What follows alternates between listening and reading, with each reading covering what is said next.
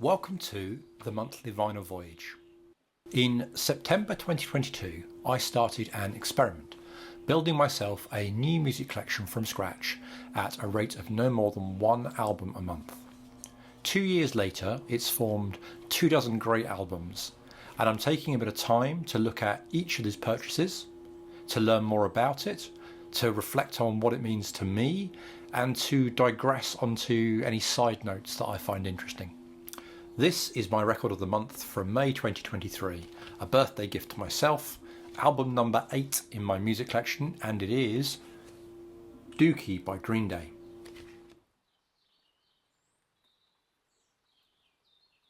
My first memory of Green Day is being humiliated by my older sister. In 1994, I was 13 years old and my sister was 15. And as any teenager will tell you, 2 years between 13 and 15 are actually a lifetime. So in fact, my sister was infinitely older, cooler, and more worldly wise than I was. Everyone gets earworms, but as a kid, I used to sing or hum tiny snatches of music over and over and over again. I wouldn't even notice I was doing it, but understandably, it drove people around me crazy.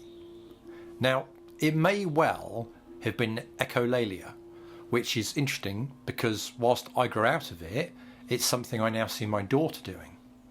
Anyway, back in 1994, I'd started hearing Basket Case on the radio, which has an insanely catchy opening, and I'd probably been absent-mindedly singing 2 or 3 seconds of it on repeat, possibly for days, before my sister reached her limit and snapped. She told me I had to stop singing it unless I could show her I knew which song it was and who it was by.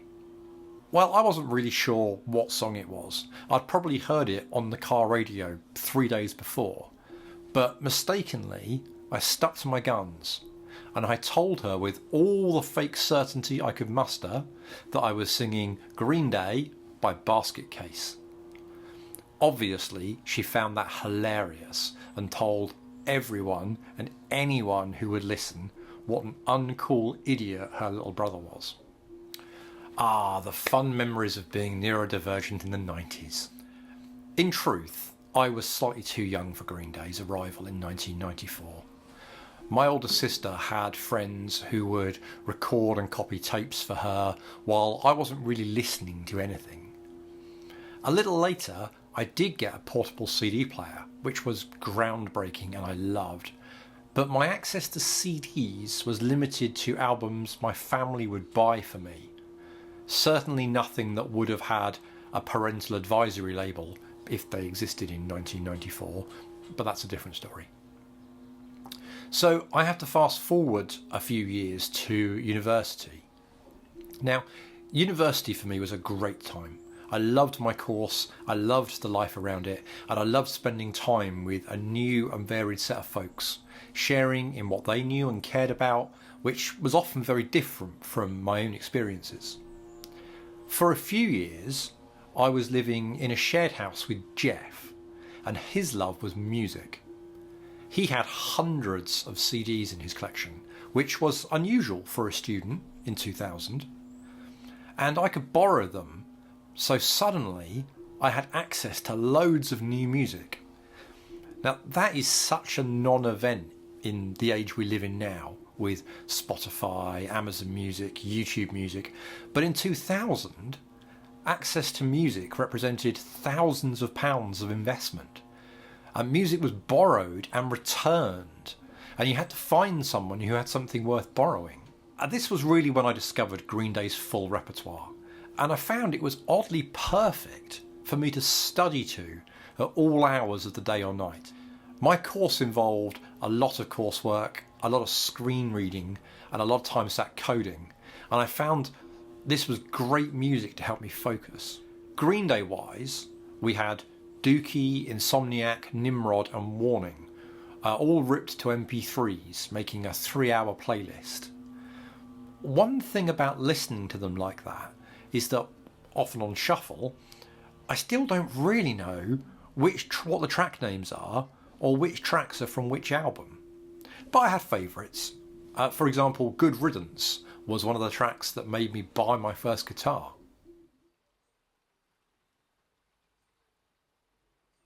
Another thing I have to thank my housemate Jeff for was Reading Festival in 2001 and 2002.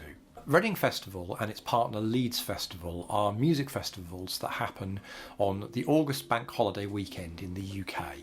The festivals run simultaneously with artists performing at both locations on different days. Now Jeff had this sweet gig with Wave, Welfare and Venue Events Services. They worked closely with the organisers, Mean Fiddler, and were responsible for ensuring the well-being of festival goers, offering assistance with lost property, providing information and supporting those in need during the event. Jeff helped staff and run Welfare at Reading, recruiting friends to volunteer their time in exchange for a weekend pass to the festival. Right, quick sidebar.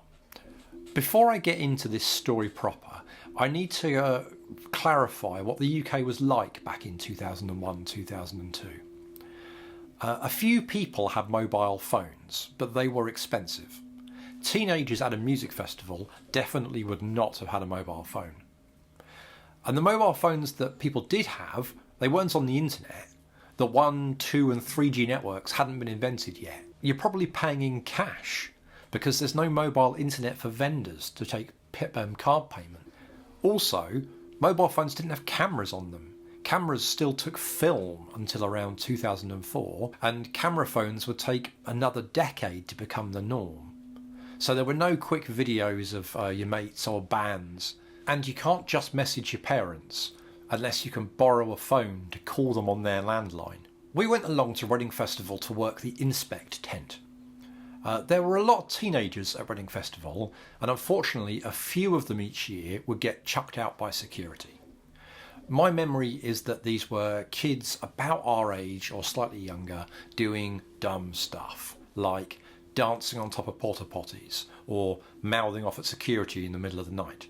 Nothing that would warrant a visit to the on-site police station, but poor enough behaviour to get them sent home. We weren't there to rule on their behaviour, thankfully. But if you were a teenager and security deemed your behaviour unacceptable, then you would be brought to the Inspect tent on your way to being ejected from the site. The tent was staffed 24 hours a day by volunteers, and we would make cups of tea and sit and talk with these kids, explain what was happening, check they had somewhere to go, like a furious parent would come and collect them in the wee hours of the morning. We would read them some boilerplate about the complaints procedure that they could follow, and then we would officially remove their festival wristbands and security would come and escort them off site. I'll be honest, I don't remember being particularly sympathetic to the kids that we got through, but looking back now as a parent, I'm actually really glad that someone was there to help those kids, and it wasn't just left to the burly security bears to chuck them outside the fence in the middle of the night.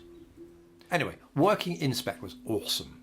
I would do a couple of 6-hour shifts over the 3 days, mostly spent playing cards and talking rubbish, and the rest of the time I could just enjoy the festival, with the bonus that as staff we got access to better facilities in the staff-only areas of the site, which were much more pleasant than the public areas. And before I went to Reading in 2001, I'd never been to a music festival, and it was an eye-opening experience.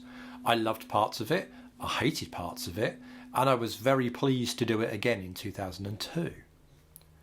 One of the things I remember loving at Reading 2001 was Green Day playing the Radio 1 stage.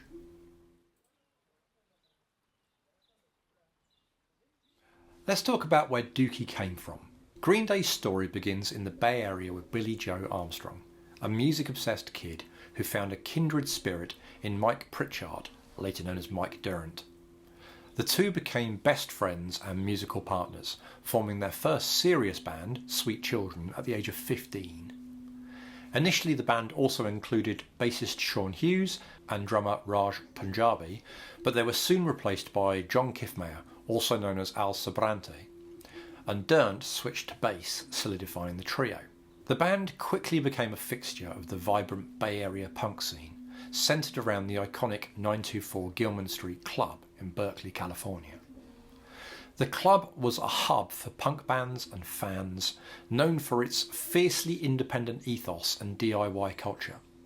It was a place where bands could perform regardless of their commercial success, as long as they adhered to the club's anti-corporate, anti-mainstream values. Green Day's early music reflected the punk scene's ethos, with fast, aggressive songs and lyrics that often addressed themes of disillusionment and rebellion. Their performances at 924 Gilman Street helped them build a local following and establish their reputation as a promising punk band. In 1991, Kiffmeyer left the band to attend college, and Frank Wright, known as Trey Cool, joined as the new drummer. Trey Cool's addition brought stability and a new dynamic to the band, thanks in part to the support of his father, who helped them with rehearsal space and touring. Green Day's breakthrough came with the release of Kerplunk in '91, which was released through Lookout Records, an independent label based in the Bay Area.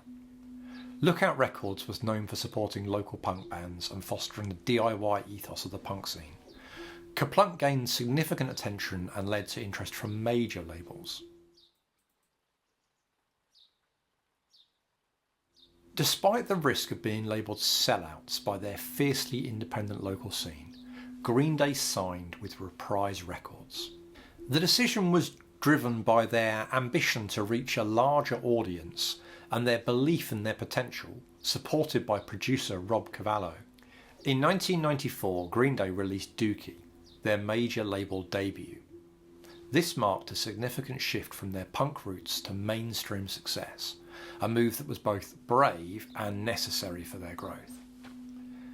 Interestingly, the demo tracks available on the 30th anniversary release of Dookie show that Green Day was already evolving their sound before signing with Reprise. The demos, including early versions of songs like Basket Case and When I Come Around, reveal a shift towards a more polished pop-punk sound. While Rob Cavallo's influence certainly helped shape the final sound of Dookie, the band's transition away from their raw punk roots was already underway.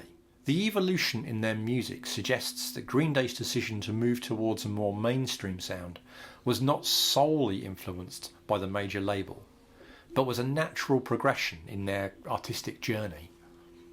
From my perspective, their willingness to embrace this change and take the risk of being labelled sellouts was brave and a necessary step. It allowed them to grow as artists and reach a wider audience, ultimately solidifying their place in music history.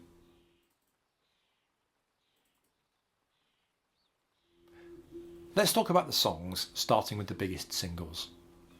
Longview was the first single off Dookie, and what an introduction it was. That instantly recognisable bass line from Mike Dirnt, paired with Trey Cool's groovy drum swing, made the song stand out from the start.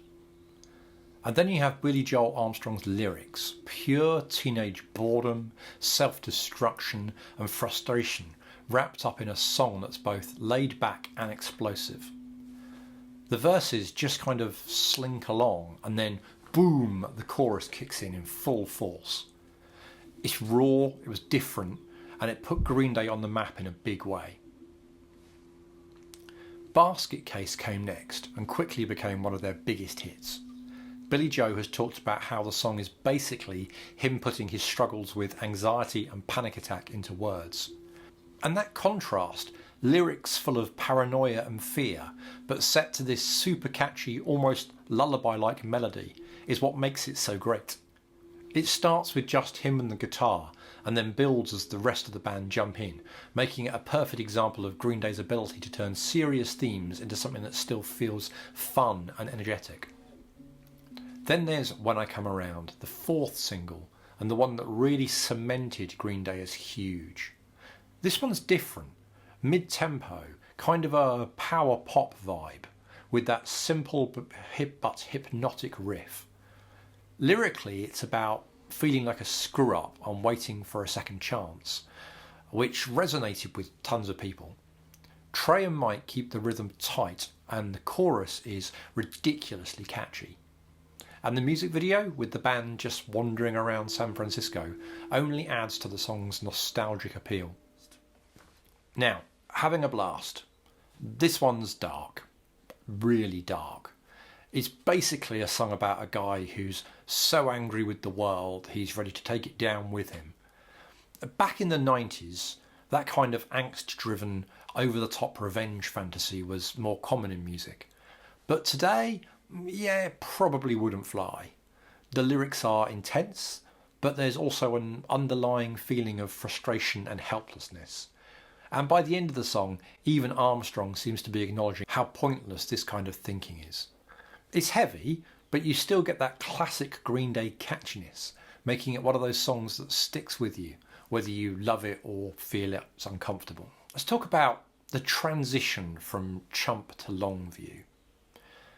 Chump on its own, not the strongest track on Dookie, but its ending, that's where it shines. The way it crashes straight into Longview is brilliant. Mike Dirnt's bass comes in, Billy Joel starts doing this windmill-style guitar move straight out of the Who's playbook, and suddenly you've got this massive in-your-face transition. Green Day's love for the Who is all over their music, from their explosive instrumental breaks to their later rock opera experiments like American Idiot. The transition between Chump and Longview is a perfect little nod to their influence, while staying 100% Green Day. Welcome to Paradise is a rare chance to hear how Green Day evolved before and after signing to a major label. The song originally appeared on Kerplunk. That's their last independent release.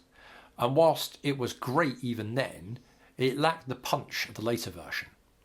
When they re-recorded it for Dookie, everything hits harder. Trey's drumming was more powerful, Billy Joel's vocal has more confidence, and the production gives it a full, rich sound.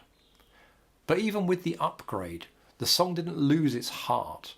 Producer Rob Cavallo knew exactly how to enhance their sound without stripping away what made them special in the first place. And the result is Green Day classic.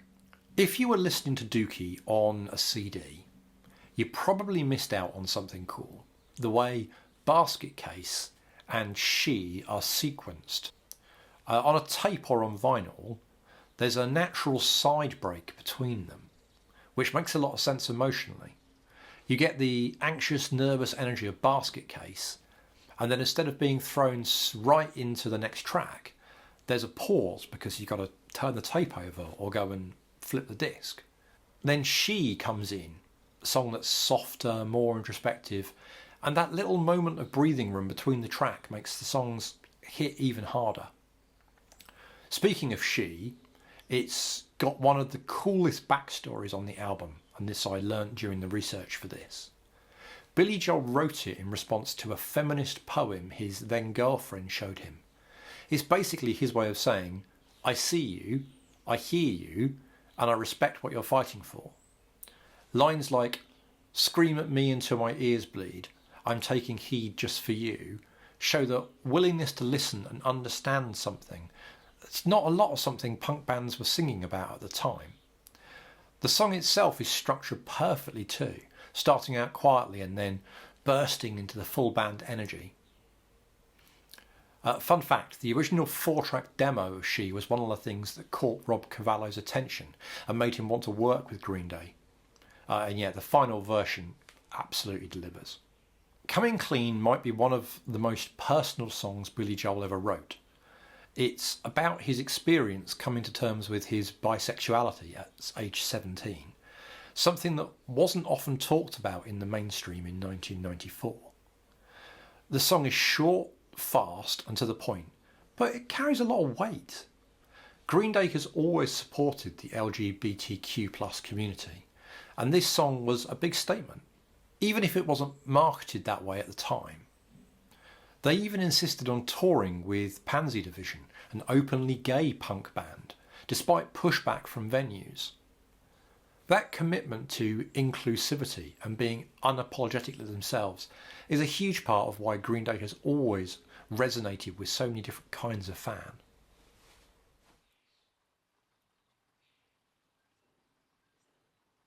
So I have the baby blue vinyl edition of Green Day's Dookie. This special edition is a reissue celebrating the album's 30th anniversary, with the same iconic tracks and artwork and lyric sheet as the original release.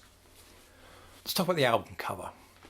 Whilst easy to overlook, especially on a tiny CD insert, the cover art on Dookie is pure chaos, an explosion of punk energy captured in a single mural image.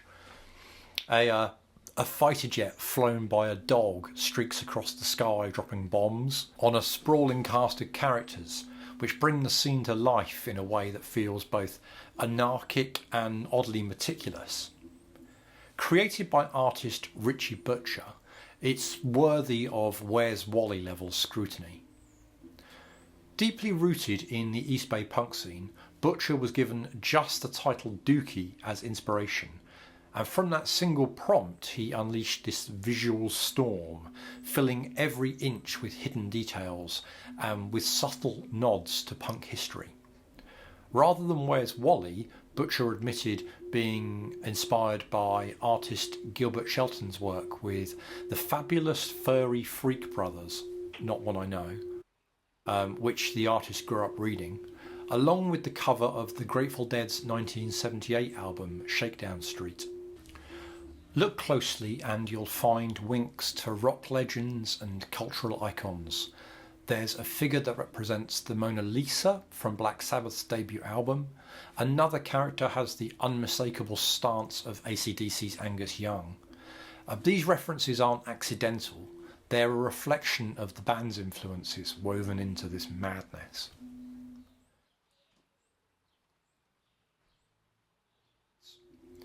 Dookie peaked at number 2 on the Billboard 200 and spawned 3 number 1 hit singles on the Billboard's alternative song chart.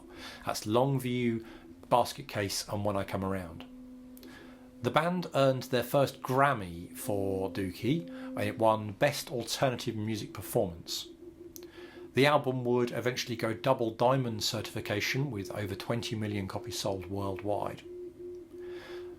The MTV Music Video Awards honoured Longview with Best Group Video, Best New Artist and Best Alternative Video, and then Basket Case was nominated for Video of the Year, Best Group Video, Best Hard Rock Video and Best Alternative Video in 1995.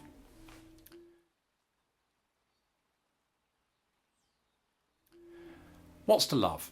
I mean, Basket Case has always been my favourite track. But since researching this and listening to the album, I've definitely come to respect both She and Coming Clean more for their lyrical content.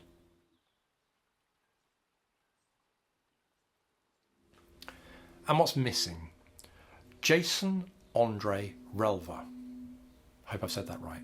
Swapping All By Myself for JAR could have made Dookie even better.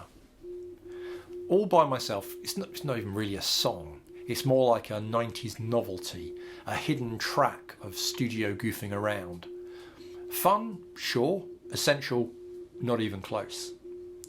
JAR, on the other hand, is something else entirely.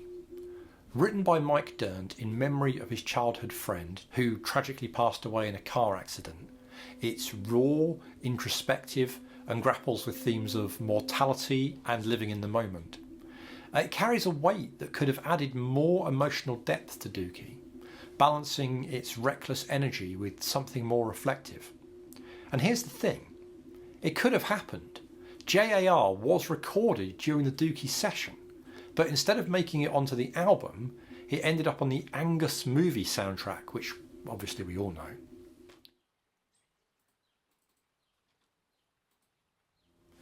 Well, I hope you have somewhat enjoyed my memories of this album. I'm sure I've made mistakes in my research and presentation, but thank you for watching.